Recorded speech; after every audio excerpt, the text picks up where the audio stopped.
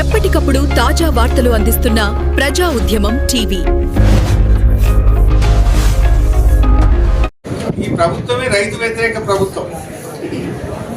ఈ ప్రభుత్వం వచ్చిన తర్వాత అడుగడుగునా రైతుల కష్టాలు పెడతా ఉన్నారు. పోయిన వానకాలంలో యూరియా దొరకలేదు, పోయిన వానకాలంలో జనుము జీలుగు విత్తనాలు దొరకలేదు. రైతులను రకరకాల ఇబ్బంది పెడుతున్నారు. ఇదే మెదక్కు వచ్చిన ముఖ్యమంత్రి గారు ఏడుపాయల అమ్మవారి మీద ప్రమాణం చేసి, మెదక్ చర్చి మీద ప్రమాణం చేసి రుణమాఫీ చేస్తా 15 ఆగస్టు కల్లా అన్నాడు. ఎన్ని 15 ఆగస్టులు పోయినాయి రేవంత్ రెడ్డి?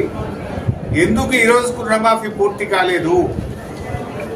కేవలం 40% మంది రైతులకు మాత్రమే రుణమాఫీ జరిగింది. ఇలా రుణమాఫీ విషయంలో రైతుల్ని మోసం చేసినారు, రైతు బంధు విషయంలో రైతుల్ని మోసం చేసినారు, బోనస్ విషయంలో రైతుల్ని మోసం చేసినారు, ఎరువుల సరఫరాలో ఫెయిల్ అయిపోయినారు, విత్తనాల సరఫరాలో ఫెయిల్ అయినారు, పంట కొనుగోలు విషయంలో కూడా ప్రభుత్వం ఫెయిల్ అయిపోయింది.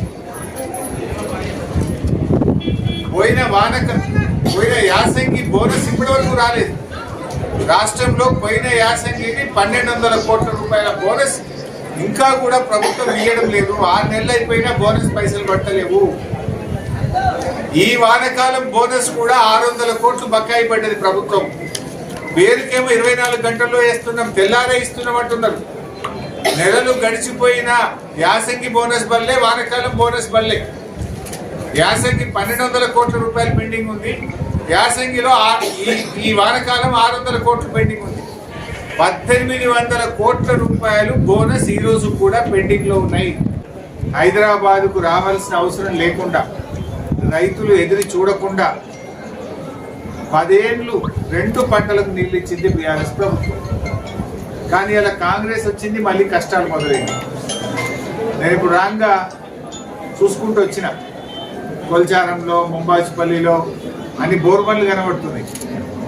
గతంలో అసలు బోరుబండి అనేది కేసీఆర్ గారి హయాంలో మాయమైంది.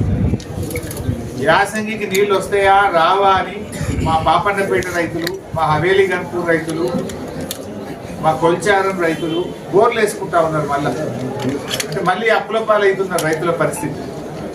అంటే మార్పు తెస్తాం అంటే మళ్ళీ ఏం మార్పు తెచ్చారు? పాత రోజులు తెచ్చారు. మళ్ళీ బోర్ల చుట్టూ రైతులు మళ్ళీ అప్పులపాలు అయ్యేటువంటి పరిస్థితి తెస్తా ఉన్నారు. 10 ఏళ్లలో ఒక్కనాడు కూడా బోర్ వేయలే రైతులు.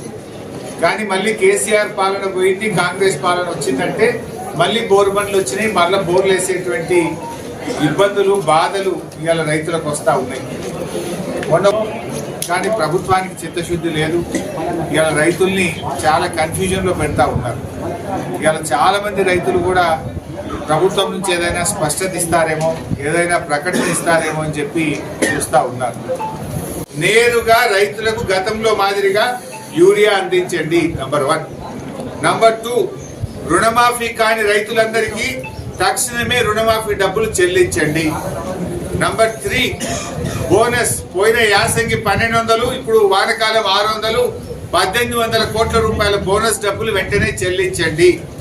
నంబర్ 4, యాసంగి పంట రైతు బంధు ఎలాంటి షరతులు లేకుండా, కోతలు లేకుండా అందరూ రైతులకు తక్షణమే రైతు బంధు నిధులు విడుదల చేయాలని చెప్పి రైతుల పక్షాన్ని డిమాండ్ చేస్తున్నాం.